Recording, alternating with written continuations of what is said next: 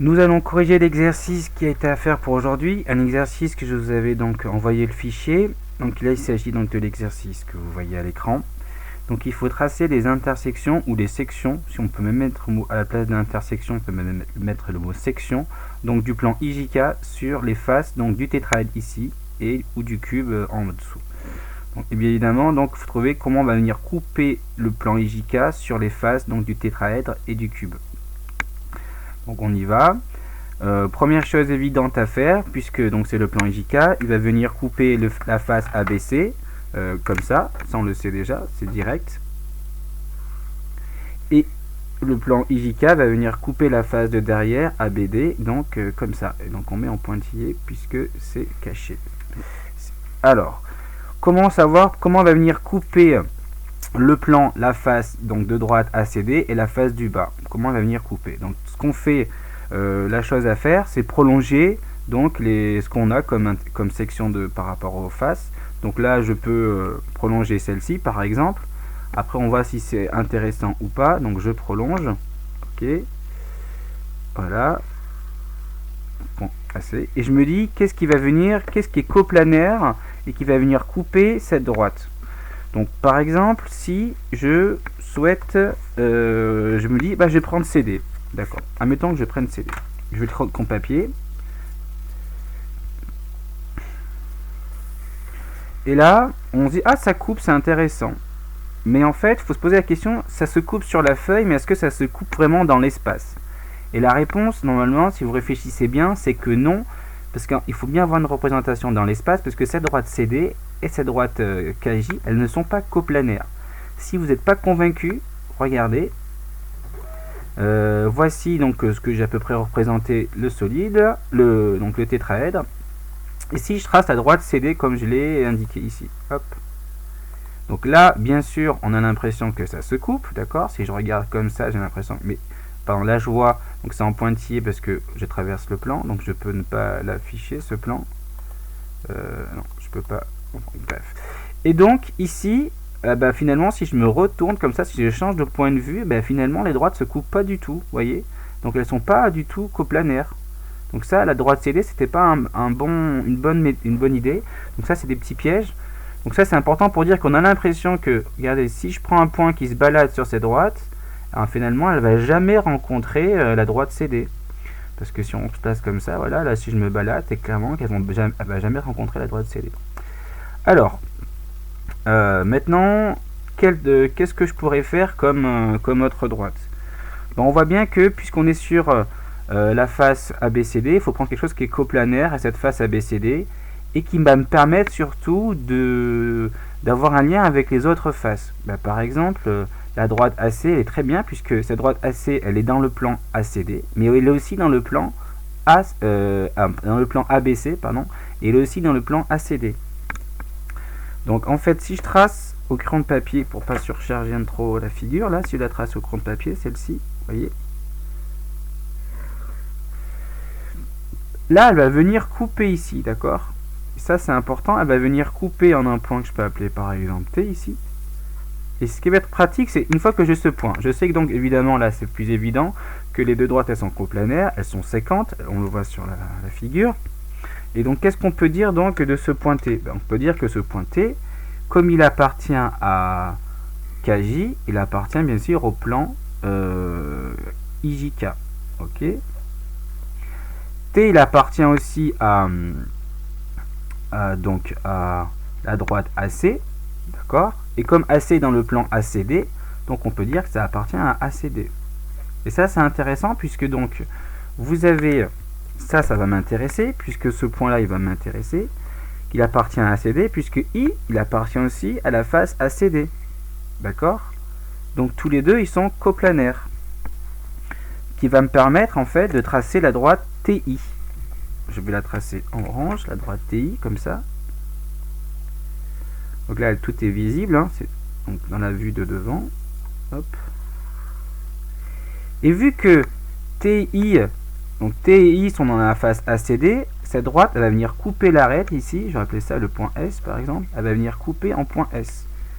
Finalement, j'ai un point S sur l'arête, Et donc là, j'ai donc et j'ai J aussi qui est dans, enfin J est sur la face ACD, mais il est aussi sur finalement elle appartient aussi à la face ABCD, pardon, BCD.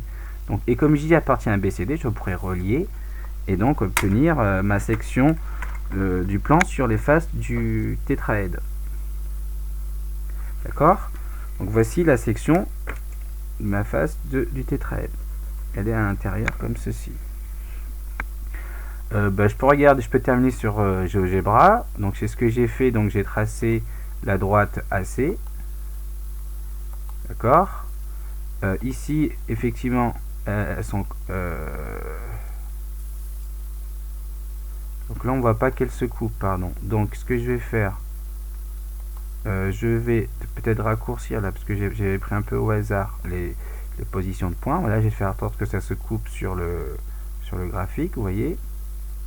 Donc je prends intersection de droite, intersection ici, je prends lui et lui.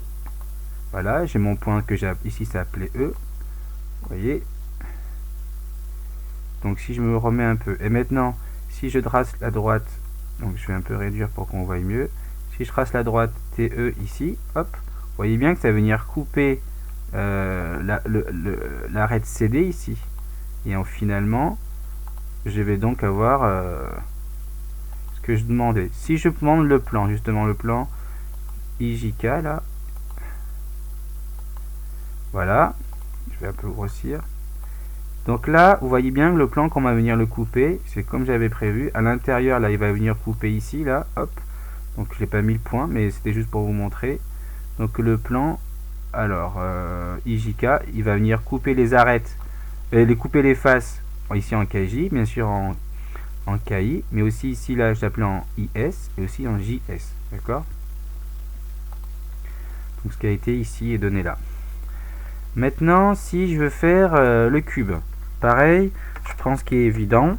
Ce qui est évident, c'est que l'intersection avec la face du haut, c'est IJ. Par contre, je peux pas tracer KJ, puisqu'on va rentrer dans le cube, et ça va pas forcément m'aider. Mais ça, avec l'intersection avec le plan IJK et la face du haut, c'est bon. La face de derrière, je sais pas. La face de droite, je sais pas. La face du bas non plus. Qu'est-ce que je fais? Comme tout à l'heure, je prolonge. D'accord, je prolonge. Et je regarde qu'est-ce qui est coplanaire. Ce que je peux faire, une idée, c'est effectivement de placer un point ici. De tracer. Je sais que comme EH et je sais plus les lettres. Hop. Et IJ sont coplanaires. Là, ça va se couper ici. Mais ce point-là, finalement, est-ce qu'il est pertinent? Est-ce qu'il va me permettre de le relier à une autre face du cube qui est liée à I, à J ou à K ou à I, c'est bon, mais à J ou à K. Mais ça, c'est pas pertinent, mais bon, on peut le tenter. D'accord, c'est pas pertinent ici. Donc, je vais trouver autre chose.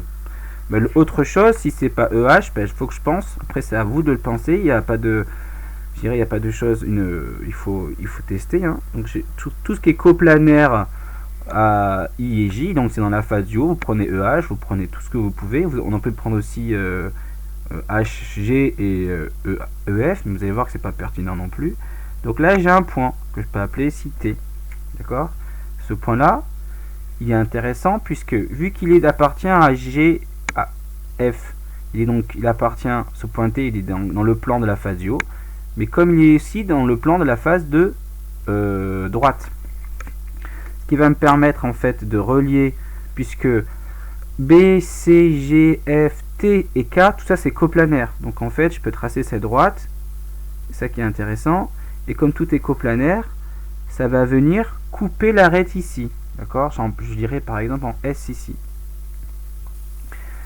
Et maintenant, donc j'ai une section donc du plan par rapport à la face de derrière. Donc ça va venir couper comme ça. Ça, j'ai déjà une info. Hop. Donc j'ai la face du dessus, j'ai la face de derrière, j'ai la face de droite, c'est ce petit bout là, mais comment ça va venir couper la face du bas ou peut-être la face de gauche. Pareil, il faut prolonger des traits, donc il faut avoir l'idée. Donc là, comme je travaille dans le plan de la face de droite, donc je vais essayer, là je pense que vous commencez un petit peu à avoir l'habitude, c'est tracer FB ou BF, là comme ça. Et là on a un point ici intéressant, que j'ai appelé R. Et ce point R, il est dans le plan de la face de droite, mais il est aussi dans le plan de la face de devant. Et I dans la face de devant. Donc je vais pouvoir relier ces deux-là. Ok, je relie. Hop. Et comme dans la face de devant, il va venir couper s'il arrête ici, par exemple, en M, par exemple. Et au final, donc là j'ai M qui est dans la face du bas, K aussi qui est dans la face du bas, je peux relier, donc ça va venir couper comme ça. Donc finalement, si je tranche mon cube suivant le plan IJK, la section que je vais voir, comme ça, à l'intérieur du cube, elle sera comme ça.